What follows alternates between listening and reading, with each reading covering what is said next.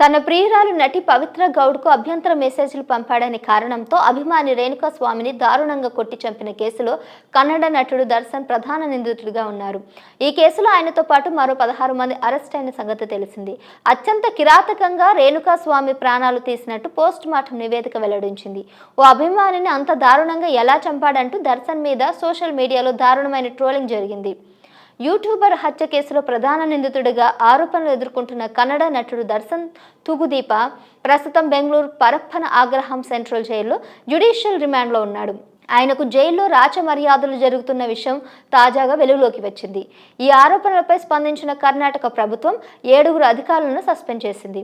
జైల్లో ప్రాంగణంలో రౌడీ షీటర్లతో కూర్చొని కాఫీ తాగుతూ సిగరెట్ కాల్స్తున్న ఓ ఫోటో సోషల్ మీడియాలో తెగ వైరల్ అవుతుంది. ఈ వ్యవహారాన్ని తీవ్రంగా పరిగణించిన సర్కారు జైలు సూపరింటెండెంట్ను కూడా బదిలీ చేస్తామని ప్రకటించింది.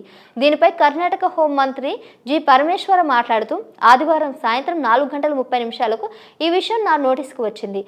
వాస్తవాలను నిగ్గు తేల్చేందుకు అర్ధరాత్రి 1 గంట వరకు అధికారులతో చర్చించాం. ప్రాథమిక విచారణలో జైలు సిబ్బంది శరణాబసవ, అభినగడ, ప్రభు, తిప్పస్వామి, వెంకటప్పకోరి, సంపత్ కుమార్, శ్రీకాంత్ తలవార్, బనప్ప తేలిల నిర్లక్ష్యాన్ని గుర్తించి వారిని సస్పెండ్ చేశామని ఆయన వెల్లడించారు.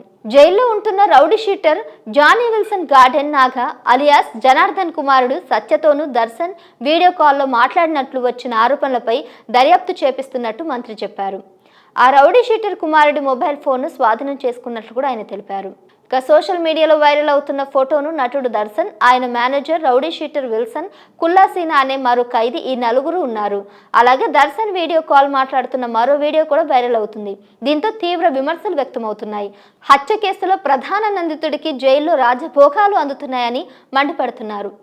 యూట్యూబర్ రేణుకా స్వామి హత్య కేసులో నటుడు దర్శన్, అతడి ప్రియురాలు పవిత్ర గౌడ్ సహా 16 మంది నిందితులుగా ఉన్నారు.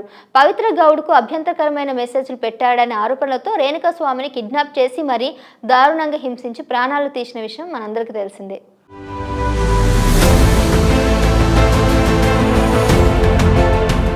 Please subscribe to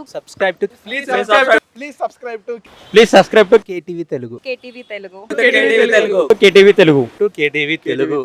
Telugu channel.